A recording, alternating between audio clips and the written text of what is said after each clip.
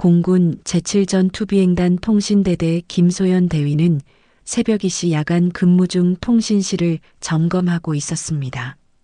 28살의 그녀는 군사학과를 졸업하고 5년째 복무 중이었지만 아직 결혼은커녕 제대로 된 연애 한 번 해본 적 없는 모태솔로였습니다. 조용한 복도를 걷던 중 옥상으로 향하는 계단에서 희미한 흐느낌 소리를 들었습니다. 계단을 올라가니 한 병사가 혼자 앉아 밤하늘을 바라보며 눈물을 흘리고 있었습니다. 달빛에 비친 그의 옆모습이 유난히 선명하게 보였습니다. 계급장을 보니 병장이었고 이름표에는 박민수라고 적혀 있었습니다. 평소 부대에서 성실하기로 소문난 병사였습니다. 괜찮습니까? 김소연의 부드러운 목소리에 박민수는 깜짝 놀라며 급히 일어나 경례했습니다. 그 순간 두 사람의 시선이 마주쳤습니다. 김소연은 왠지 모르게 심장이 빨리 뛰는 것을 느꼈습니다. 죄송합니다, 대위님. 지금 내려가겠습니다. 아니에요. 앉아 있어도 돼요. 다만, 많이 힘들어 보이는데? 박민수는 말없이 고개를 떨궜습니다. 김소연은 조심스럽게 그 옆에 앉았습니다. 군 규정상 적절하지 않을 수도 있었지만 한 사람이 이렇게 고통받고 있는데 계급을 따질 수는 없었습니다. 그의 옆에 앉자 은은한 비누 냄새가 났습니다. 가족 일이에요? 네.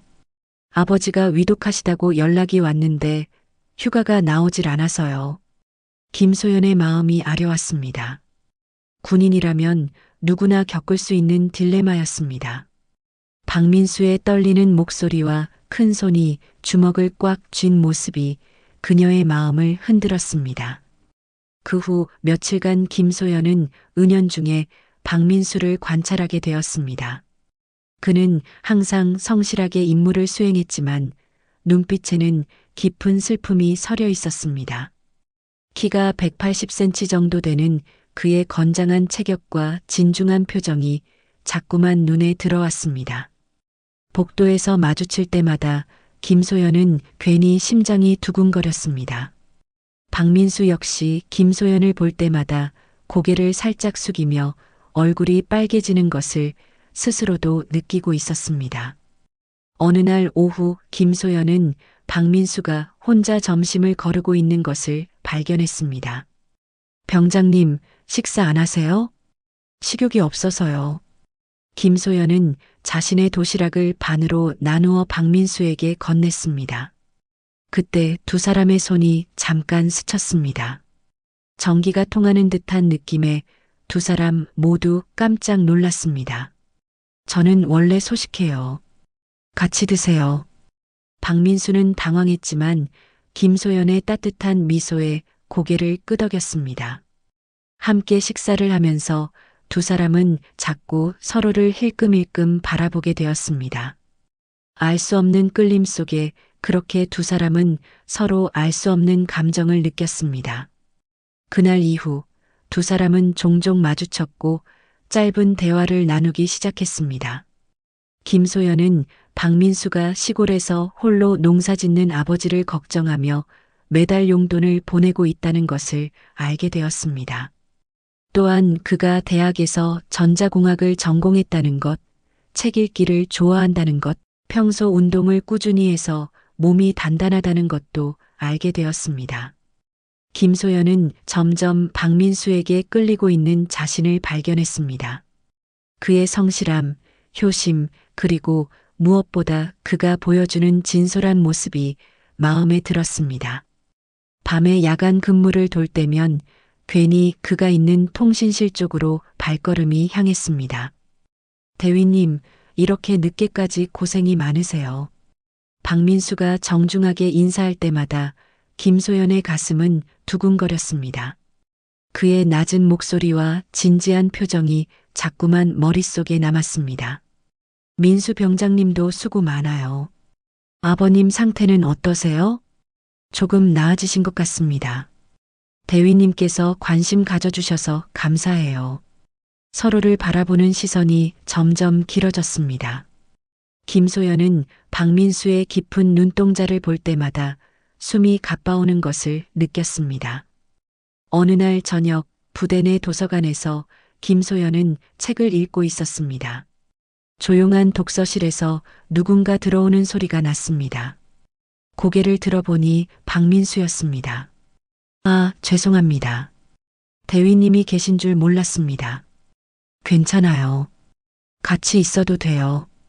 박민수는 김소연에게서 몇 자리 떨어진 곳에 앉았습니다. 조용한 공간에서 두 사람만 있으니 묘한 긴장감이 흘렀습니다. 김소연은 책을 읽는 척했지만 계속 박민수를 훔쳐보게 되었습니다. 그가 집중해서 책을 읽는 모습이 매력적으로 보였습니다. 박민수 역시 마찬가지였습니다. 김소연의 우아한 손놀림, 책장을 넘기는 소리, 가끔 나오는 작은 한숨 소리까지도 그에게는 특별하게 들렸습니다. 대위님은 어떤 책을 읽고 계세요? 박민수가 조심스럽게 물었습니다. 시집이에요. 평소 시를 좋아해서. 병장님은요?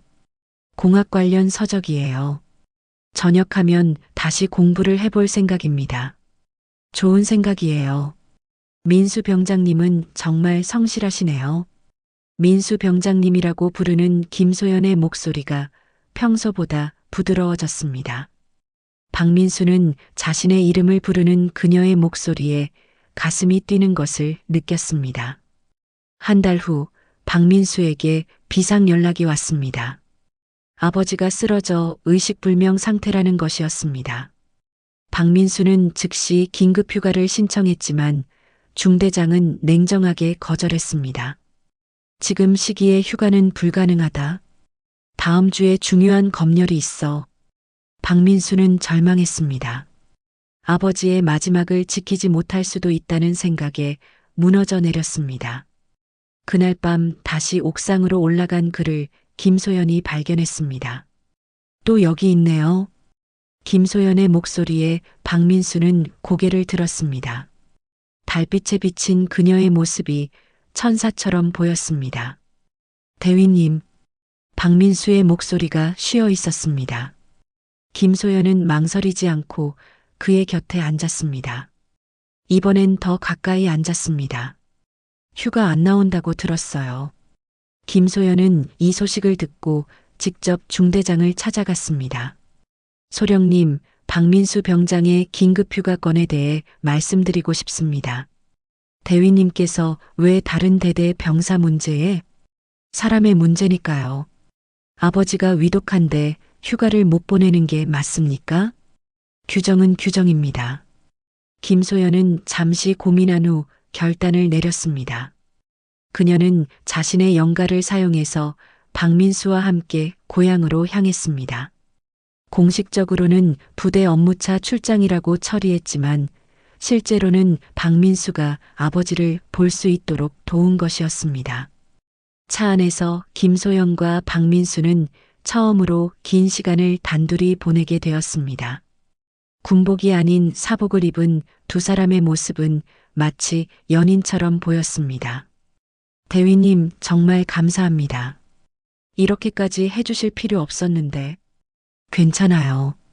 저도 당신이 걱정돼서 가만히 있을 수 없었어요. 당신이라는 호칭에 박민수의 심장이 크게 뛰었습니다. 김소연도 자신이 무의식 중에 한 말에 당황했습니다. 아, 죄송해요. 제가 실수했네요. 아니에요.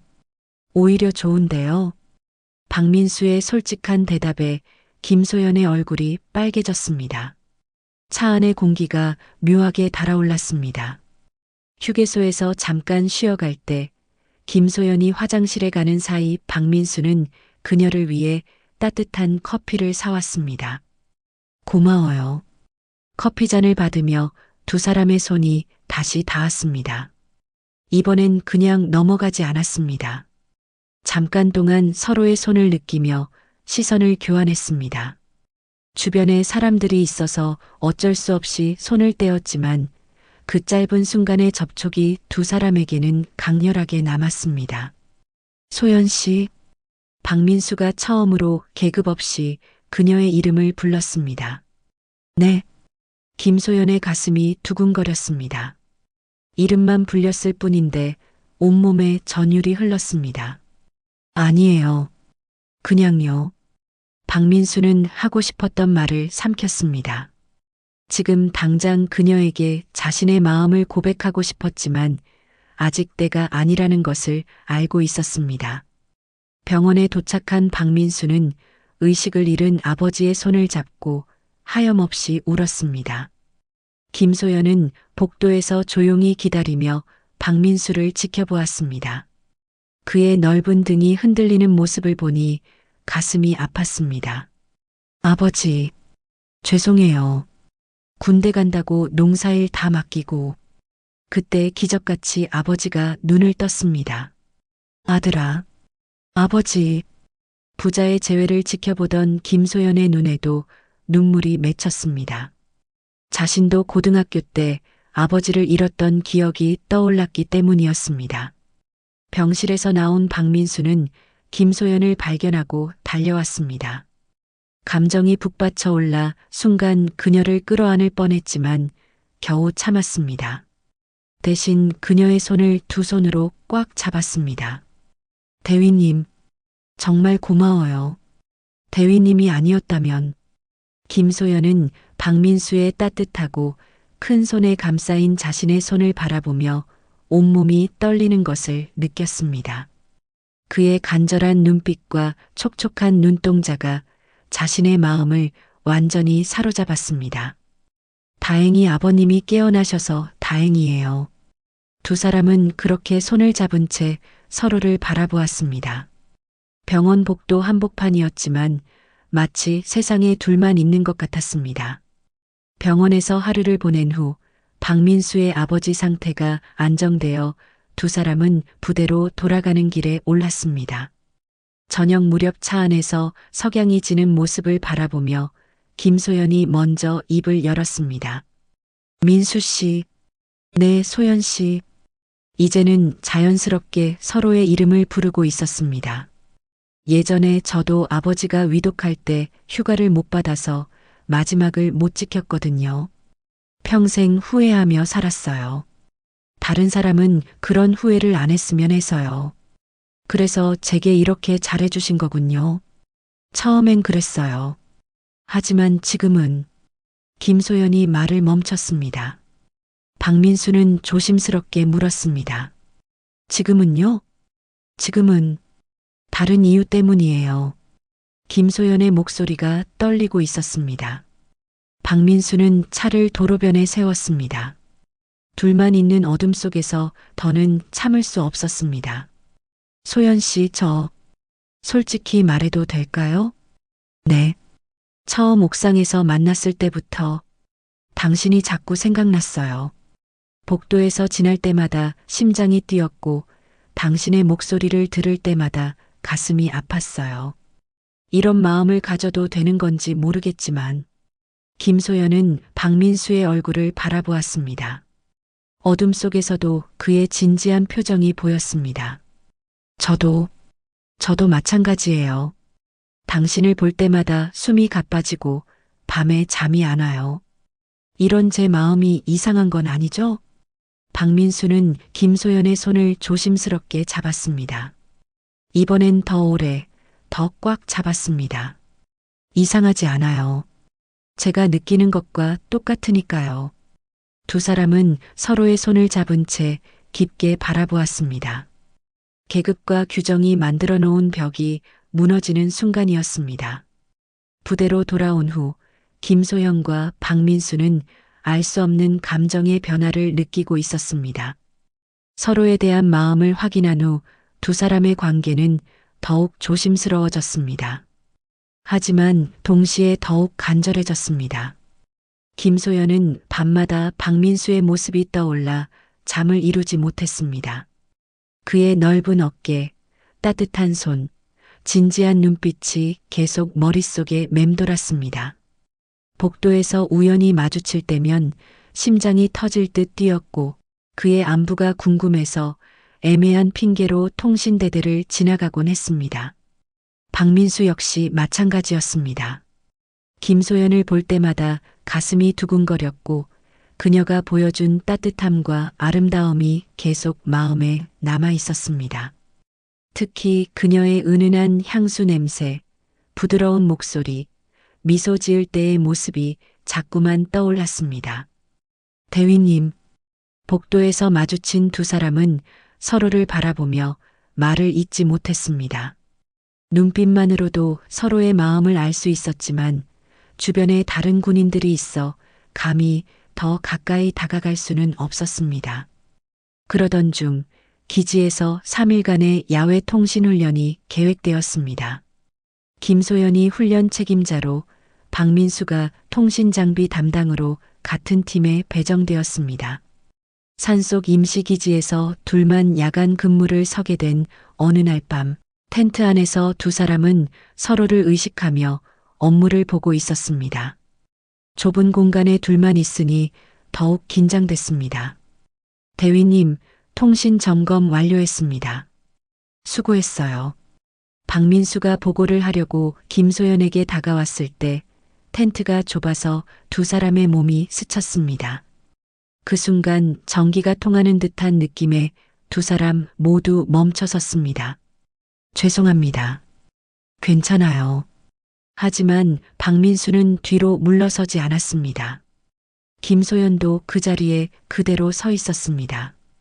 두 사람 사이의 거리는 불과 몇십 센티미터였습니다.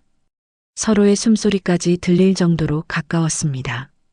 소연 씨, 박민수가 먼저 입을 열었습니다. 왜 이렇게 힘들까요?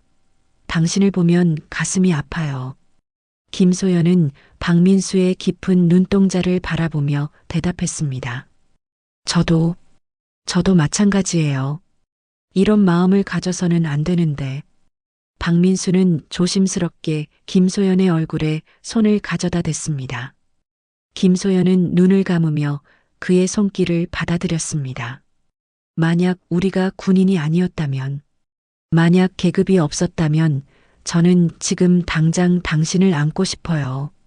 박민수의 솔직한 고백에 김소연의 숨이 가빠졌습니다.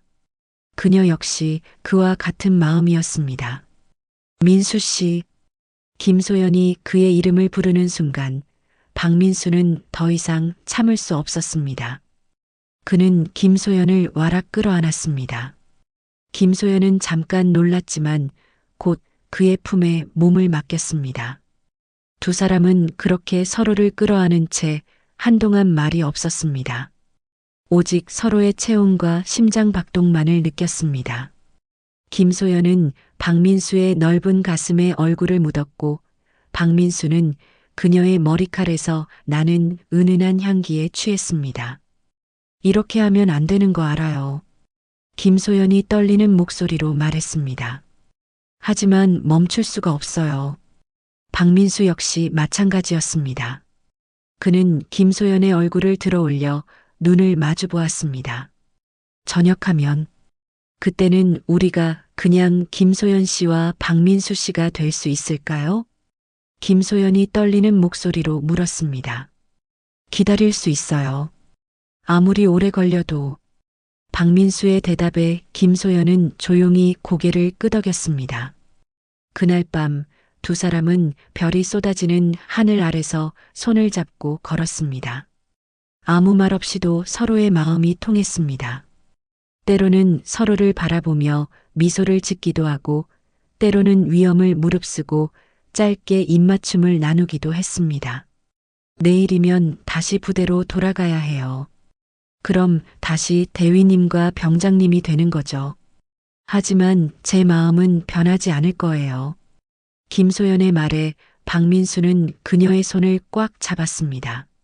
저도요. 당신만을 생각하며 전역할 때까지 기다릴게요. 부대로 돌아온 후 두 사람의 관계는 더욱 조심스러웠습니다. 하지만 서로에 대한 감정은 더욱 깊어져만 갔습니다. 업무 중에 눈이 마주칠 때마다 산속에서의 그 밤을 떠올리며 가슴이 뛰었습니다. 김소연은 박민수가 전역할 때까지 남은 시간을 손꼽아 세기 시작했습니다. 6개월. 길다면 길고 짧다면 짧은 시간이었습니다. 그 사이에 들킬까봐 조마조마했지만 동시에 하루하루가 소중했습니다. 박민수 역시 마찬가지였습니다. 그는 전역 후 계획을 세우기 시작했습니다. 다시 대학원에 진학해서 공부하고 안정된 직장을 구해서 김소연에게 당당하게 프러포즈하고 싶었습니다. 가끔 둘만 있게 되는 순간이 오면 두 사람은 위험을 무릅쓰고 짧은 스킨십을 나누곤 했습니다. 손을 잡거나 어깨에 손을 올리거나 때로는 아무도 없는 곳에서 짧게 포옹하기도 했다. 그럴 때마다 두 사람의 가슴은 터질 듯 뛰었습니다. 조금만 더 참아요. 김소연이 박민수의 손을 잡으며 말했습니다. 네, 꼭 기다릴게요. 당신만을 위해서. 6개월 후 박민수가 전역하던 날 김소연은 정문 앞에서 기다리고 있었습니다. 이제는 더 이상 대위와 병장이 아닌 한 남자와 한 여자로 만나는 순간이었습니다. 이제 정말 시작이네요. 김소연의 말에 박민수는 환하게 웃으며 그녀를 끌어안았습니다. 네, 소연 씨. 이제부터는 우리의 시간이에요. 두 사람은 뜨겁게 포옹을 하고 깊은 키스를 했습니다. 깊이 더 깊이 두 사람은 깊숙한 곳을 원했습니다. 계급과 규정이 가로막고 있었지만 진정한 사랑은 모든 장벽을 뛰어넘어 피어올랐습니다.